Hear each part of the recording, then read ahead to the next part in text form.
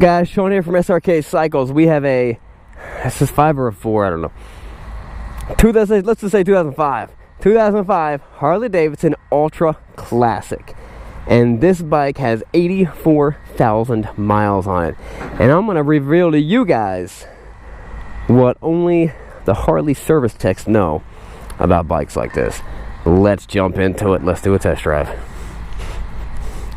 This flag, this dude's been in the Harley ownership group. This flag's got at least 100,000 miles on it. Wow. A Harley ownership group flag can look like that. An American flag cannot. Don't let your American flag look like that. It's disrespectful. Alright. Turn that thing. 84,367.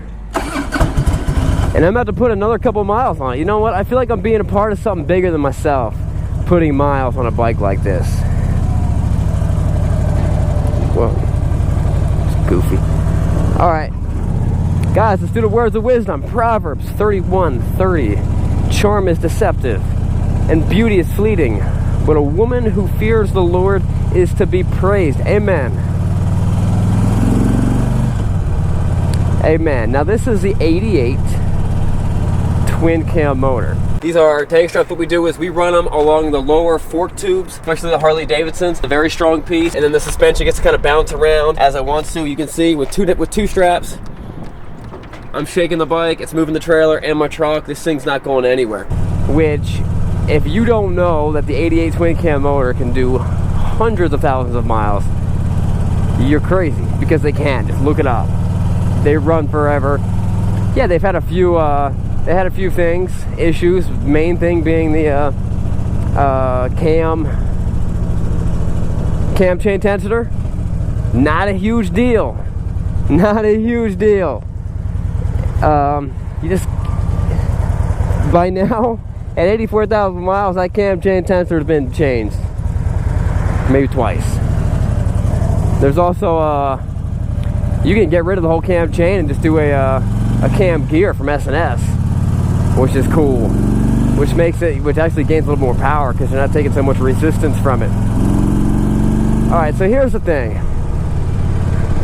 There's a lot of people that think that, what's the point of that? Why would these things fold in that way? Alright. Like these stupid highway pegs are put on wrong. A lot of people think that, oh, Harley Davidsons, they can't do that many miles. They break down all the time. Or they have a bad reputation. I don't know where it came from. Maybe it's because there's so many Harley Davidsons out there compared to the other motorcycles out there. It's like 50%. 50% of bikes registered on the road as a Harley Davidson.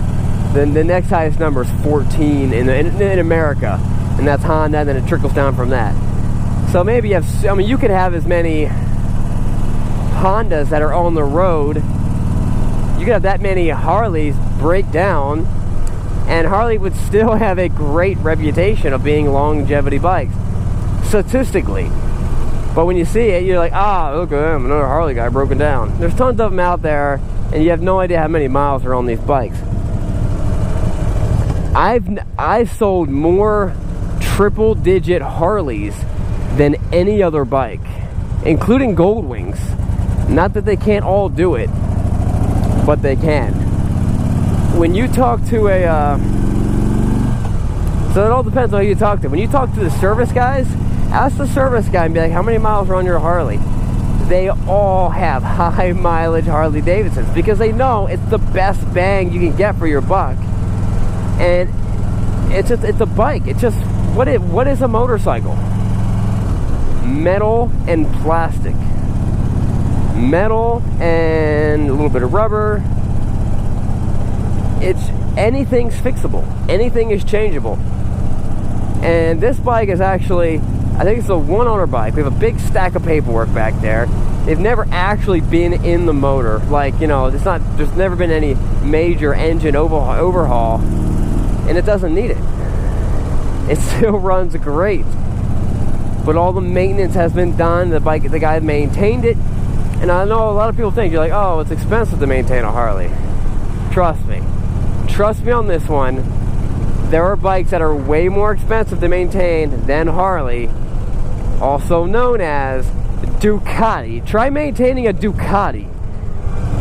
Ducatis don't even have to break down for you to spend thousands and thousands of dollars maintaining it. And I'm not bashing Ducati. That's just how it is.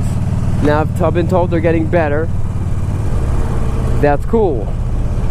But I'm not bashing Ducati. That's just, hey, their stuff, it's like KTM. Their stuff is strung very tight. And to maintain that performance, you gotta keep it too. Now, when it comes to Harley, hey, just like if you put 100,000 miles on your car, you think you did that with just changing the oil? Probably not. Unless you drive like a 7.3 Power Stroke like myself. Represent Power Stroke. So you take a bike like this, someone put a lot of money into it, someone kept it maintained. And if you're gonna get it, you save a lot of money. Hey, every time when you put a new part on this one, now you have a part with 0 miles instead of the one you bought with 30,000 miles, and now his part's got 30,000 miles on it. I don't know, there's different ways of looking at it. My personal Road King has 118 on it now. It's an 88 cubic inch. It runs like a top. I love it. It leaks a little, it's got a little drip. I don't know where it's coming from, but it like drips right onto the exhaust manifold. So I smell a little bit of oil while I'm riding it. I don't care. It's awesome. I'm trying to hit like 150 on it, but I never get a chance to ride it, so it might never happen. But miles don't scare me, and talk to the mechanics. Miles don't scare them too. I've actually found that the cheapest way for me to maintain and service the Harleys that I get in was to take them to a Harley dealership. I know it sounds crazy, but one, their labor rate is competitive. Their labor rate is absolutely competitive. But compare that to a guy whose labor rate is $10 cheaper an hour.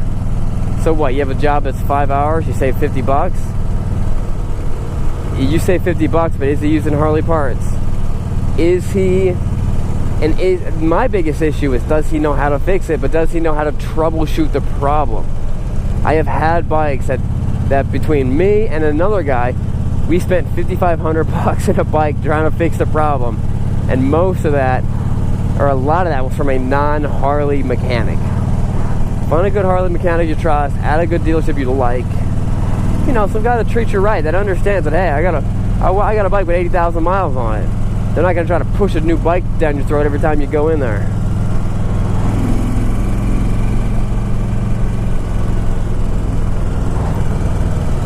Storms are coming. Nah, never mind. It's just my tint. So this bike runs great. I would absolutely be fine with taking this bike on a big trip. Brand new cars break down too, guys. Brand new cars. My buddy works for BMW. He doesn't spend all of his time working on 30-year-old BMWs. He spends all of his time working on 2017, 2018, and brand new cars. So the whole reliability thing, it's a fallacy.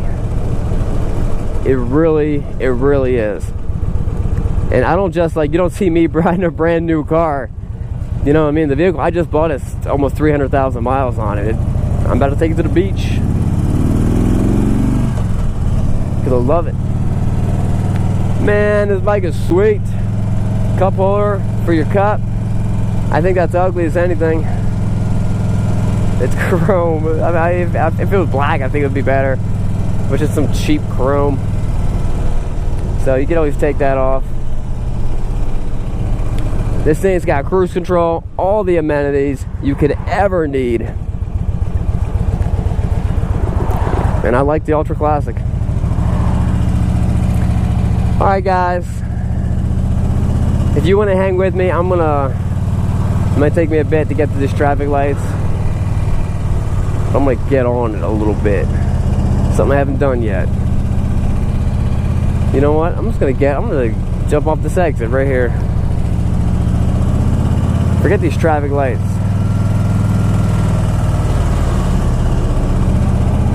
I'm gonna turn right here. I'm in first gear or something.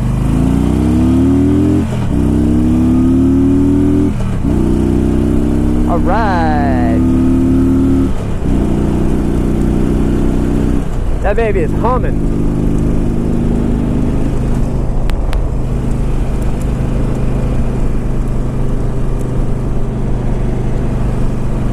It's a good, smooth ride. I'm doing 70. I can get away with 70 in a 65. My RPMs are not over 3,000 RPMs. I feel good. Life's good, guys. And I don't buy into that whole thing where you need a 6-speed. It's all about the final drive. For the final drive ratio, it's not that different. But some guys, you know, it's like, oh, 6-speed's better. And I mean, the Goldwing was a 5-speed until 2018. The Boss Hoss is like a 1-speed. Because if you have the power, you don't need it. And then right here, I'm cruising. If I want to get up to the speed limit, I just roll onto it. Bam. Oh, let's try cruise control. Pop that in there.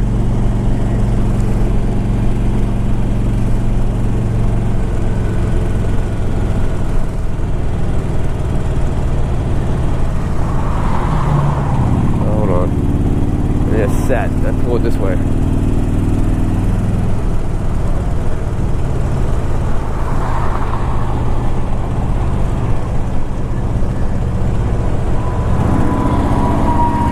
It's coming on. I forget if set as you push it in or what.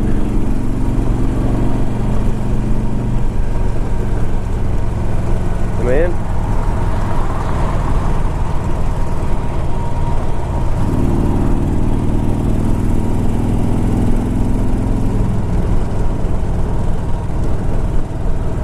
I don't know. I'm not sure if I just don't know how to do it.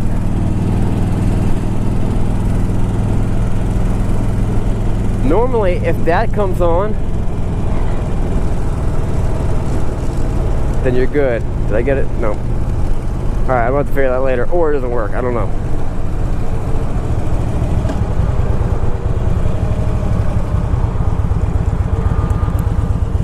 Alright, guys. That wraps up the test drive. I will see you guys later. Remember, it's not what you're riding, but where you're going. And don't forget to wear your proper gear. I just saw a picture, I've been telling everyone about it, of a horrible wreck that a guy had. And his foot was so shredded up, they looked like a zombie movie. Like, I saw so much bone, it was insane. Wear your gear. I don't care how hot it is. If it's too hot to wear gear, then it's too hot for you to ride. But wear proper gear. You gotta be ready. You gotta be ready in case something happens. To ride another day. I might be sweating a little bit when I'm sitting at a stoplight, but I like to think I'm ready to ride another day if something happens. Alright guys, that wraps it up. We'll see you guys later. What's up guys? Sean here from Srkcycles, and thanks for watching the video. Click here to subscribe. Click here to see more content. And as always, check out the description box to see our latest inventory and our killer deals, to see how to win a free motorcycle, and also to see our latest bikes and beards gear. We'll see you guys later. Remember, it's not what you're riding, but where you're going.